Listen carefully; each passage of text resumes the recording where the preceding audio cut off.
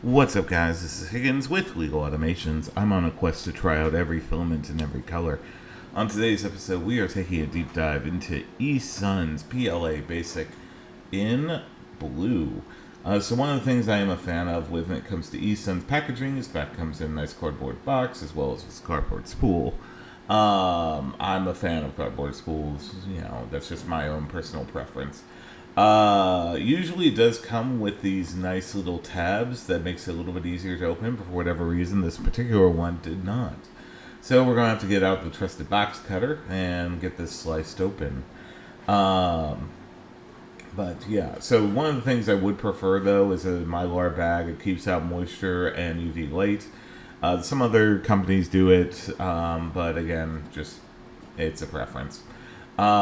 Anyway, for the PLA Basic, this is the blue, basic blue, and looks pretty good, for this. But anyway, as you know, here at Legal Automations, we always dry our filament, so I'm going to go ahead and put this filament dryer. I'll see you back here for the benchy. Alright, so if you're new here, we always start out by printing a benchy in the generic settings in Bamboo Studio. In this case, generic PLA.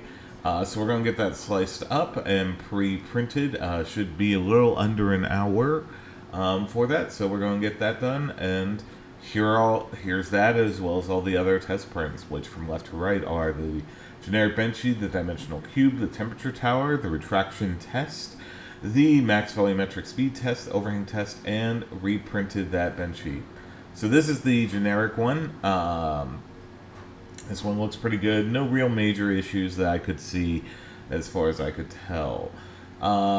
Next up, we had the dimensional cube, and this one's printed 40 by 40 by 40 millimeters in spiral Voss mode. Maybe a little bit of issues there with the corners, but for whatever reason, we're going to see about getting that rectified.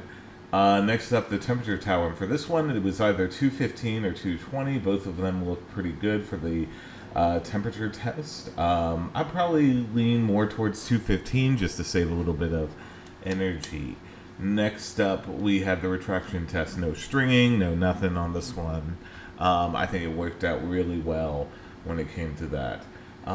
Next thing we had was the max volumetric speed test. So this one for PLA, we typically print up to 20 millimeters per second cubed. Very little, no real distortion or warping or anything like that, so it works pretty well up to that.